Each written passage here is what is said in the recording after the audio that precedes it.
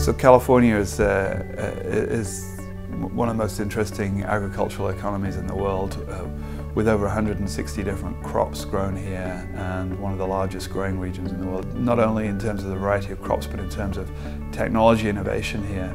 So you have really some of the most innovative growers in the world are based in California.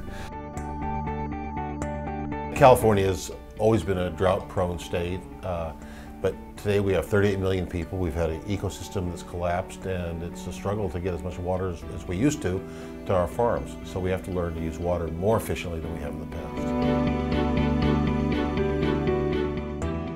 There are many issues a farmer has to deal with during a typical day, and one of the things that they lose most sleep over is when to turn the water off and when to turn it on. So we have a hardware system that we put in the field.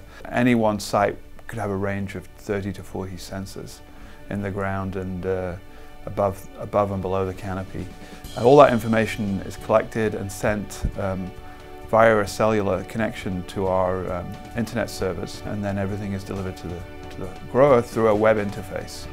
And so they can get access to the information any place, any time. So our job is really to simplify all that data down into information so that in a few minutes each day a grower can make a decision on exactly how much he needs to irrigate.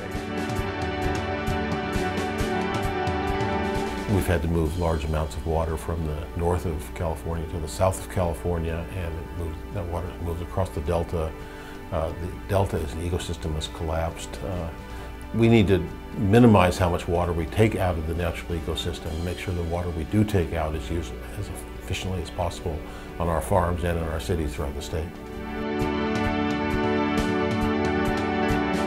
With over 60–70% of all water going to agriculture in this state, clearly farmers have an important part to play in improving water efficiency. The farmers have GPS systems on their tractors these days to avoid tearing up the drip strips, and they can monitor their systems remotely. They can tell if they're overwatering, they can detect leaks.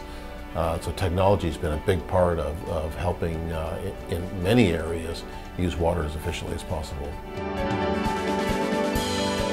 We see all types of growers in California responding to the availability of new tools, whether it's a small family farm that's obviously concerned about where they're going to get water from in the future and are looking for efficiency just to stay in business, to the very largest growers whose one of their biggest line items is the cost of water.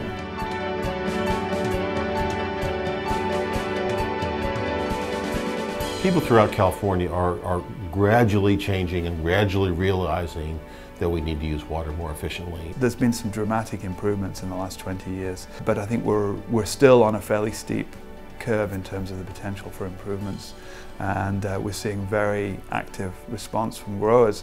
Not only do they see the environmental benefits and they're attracted by the sustainability of better irrigation tools, this also makes complete economic sense.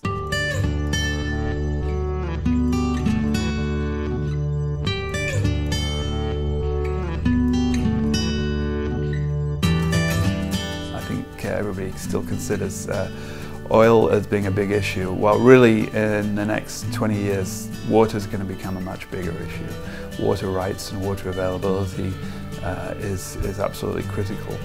And I firmly believe that the farmers in California and the United States are one of this country's most important assets and have a major role to play. I think it was Ben Franklin who said, we'll know the worth of water when the well is dry, and we hope we don't have to get to that point. It's something that we need, the planet needs it, people need it in their homes, we need our farms, and it's something that we need to value and to not waste. And it's everything from brushing your teeth to how you grow food on your farms and everything in between. But with 38 million people in California, we can't afford to be wasteful. But we do have enough to go around, and we'll make it work.